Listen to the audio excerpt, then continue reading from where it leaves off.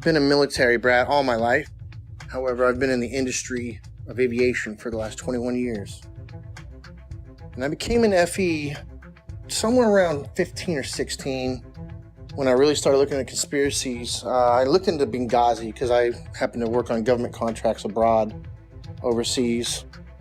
But I've been in aviation for 21 years. Anything from helicopters to Aerostats to big birds, little birds, fighter jets, things with engines, no engines, big blades, little blades, compressor blades. Which, by the way, that one's not a hoax. Jets do not run only on compressed air.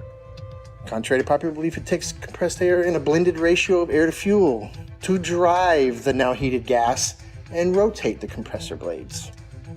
This has been a topic of discussion between FE and, not everything's a hoax.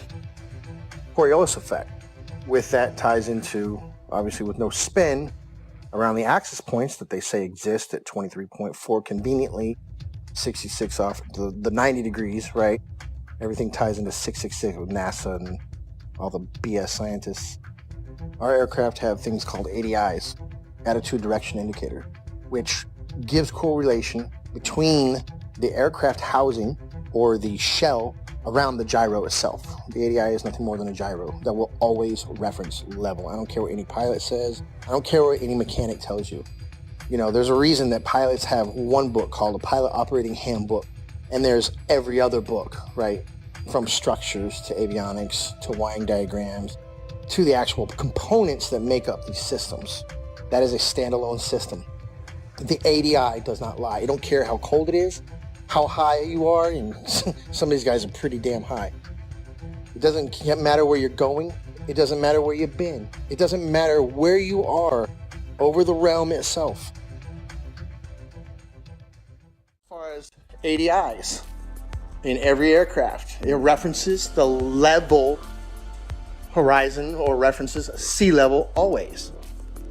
There's no way that you can convince somebody of sound mind that if you take off from New York and immediately flip upside down, now your housing or your ADI is referencing upside down to you because you're upside down. It's right side up. It cannot deviate off level. It doesn't matter how much fuel you got in your tanks. It doesn't matter if you're a helicopter or an aerostat or a fighter jet. That gauge will always reference level. It has to, because otherwise it would be a poor reference. And if you could manipulate it, why would you even have it in the airplane or your aircraft? But if you go take off 2 miles away, do a barrel roll, you're now flying upside down. At what point does that gauge show you back right side up? A half a hemisphere away? Is that what we're led to believe? Is that what we're supposed to believe? At what point does it right itself if you never flipped back over and continue flying level? You see what I'm saying? It's ridiculous. It's ludicrous to think that thing compensates for curvature in straight and level flight.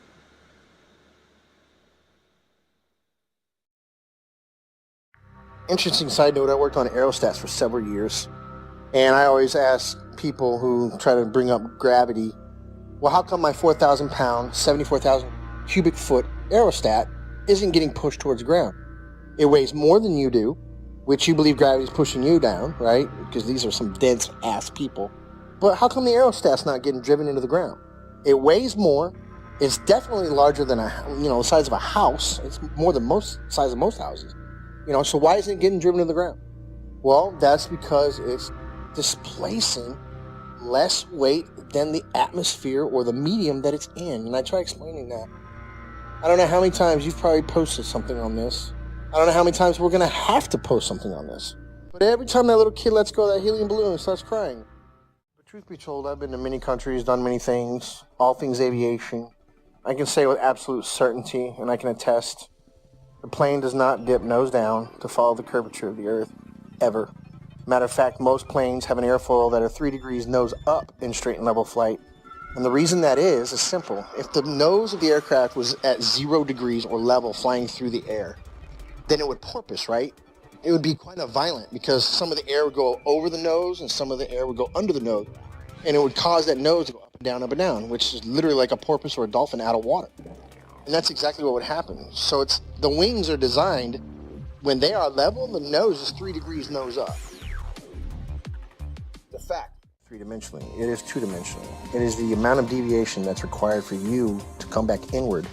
If you are walking east from north, meaning you are going around north equidistantly, and you walked in a straight line east 1 mile, you're going to have to deviate 8 inches back to the left to get back on the equator, right? Look at it on the flat earth map, and clearly it makes sense. If you walked 1 mile in a straight line east, you have to deviate 8 inches after each mile to stay on the equator.